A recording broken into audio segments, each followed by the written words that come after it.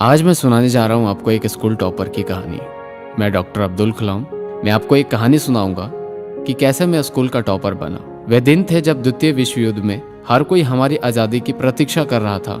हमारे देश के सभी लोग खुश थे और सभी स्वतंत्रता सेनानियों की तरह हमारी स्वतंत्रता सेनानियों की जय जयकार हो रही थी। मैं अपने देश के लिए कुछ करना चाहता था। इसके लिए एक अच्छे से स्कूल में पढ़ना चाहता था। क्योंकि मैं एक गरीब परिवार से था, मैं फीस नहीं दे पाता, इसलिए मैंने उनसे यह भी नहीं पूछा कि मेरे पिता क्यों पढ़ा रहे हैं। माँ मेरे पास आई और उन्होंने कहा, मैं उच्च शिक्षित नहीं हूँ, लेकिन हम जानते हैं कि आप उच्च अध्ययन करना चाहते हो। हम जानते हैं कि अब्दुल आपके पास बहुत महान सपने हैं, लेकिन आप चिंता मत करो। हम किसी तरह फीस का प्रबंध करेंगे ताकि आप एक अच्छे स्कूल में पढ़ सको। आप किस स्कूल में जाना चाहते हो? मैंने कहा, रामेश्वर अब्दुल के पास रामनाथपुरम में एक छोटा सा स्कूल है, वहाँ पे जाना चाहता हूँ। माँ बाप ने कहा, हम आपके लिए कुछ प्रबंध भी करेंगे, लेकिन अब्दुल आपको कड़ी मेहनत भी करनी होगी और हमें गौरवान्वित भी करना होगा। मैंने कहा, मैं पूरी कोशिश करूँगा।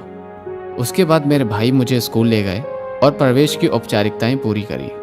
यह एक बहुत अच्छा स्कूल था। कक्षाएं बड़ी थी और हम सभी के लिए शाखाएं भी थी। खेल गतिविधियों को पढ़ाने के लिए शिक्षक ब्लैक बोर्ड और चौक का उपयोग करते थे। उन्हें भी प्रोत्साहित किया जाता था।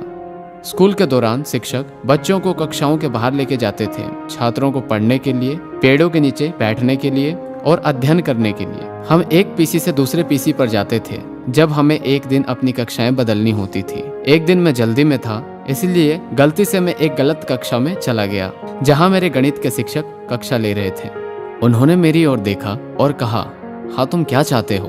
मैं अपनी कक्षा में भाग लेने आया हूँ, क्या तुम देख नहीं सकते कि यह तुम्हारी कक्षा नहीं है? मैंने कहा, क्षमा करें। फिर उन्होंने कहा, तो आप इसमें कर क्या रहे हो? अच्छा है, अगर आपको सही कक्षा में जाने का रास्ता भी नहीं मिल रहा है तो आपको वहाँ वापस चले जाना चाहिए जहाँ से आप आए हो। अन्य सभी छात्र मुझे देख रहे थे और शिक्षक हंस भी रहे थे। फिर मुझे सबके सामने एक छड़ी से मारना शुरू कर दिया।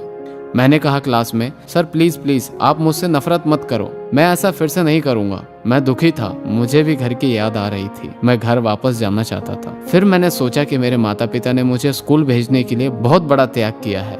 मुझे अपने माता पिता को गौरवान्वित करना है।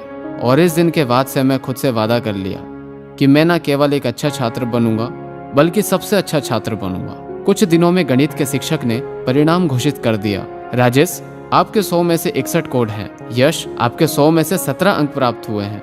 किसी और से भी कहा कि आपने 100 में से 8 अंक प्राप्त किए। शिक्षक ने मुझसे कहा, आपको क्या लगता है कि आपने कितने अंक प्राप्त किए हैं? मैंने कहा, मैंने तो सभी उत्तर सही लिखे हैं, कृपया मुझे बताएं मैंने कितने अंक प्राप्त किए हैं। शिक्षक ने कहा, आपने 100 में से 100 अंक प्राप्त किए हैं। बहुत अच्छा अब्दुल, धन्यवाद। और ऐसे ही गणित की परीक्षा में पूरे अंक प्राप्त करने का मेरा सपना था, जो सपना मेरा पूरा हुआ और मैं स्कूल का टॉपर बना।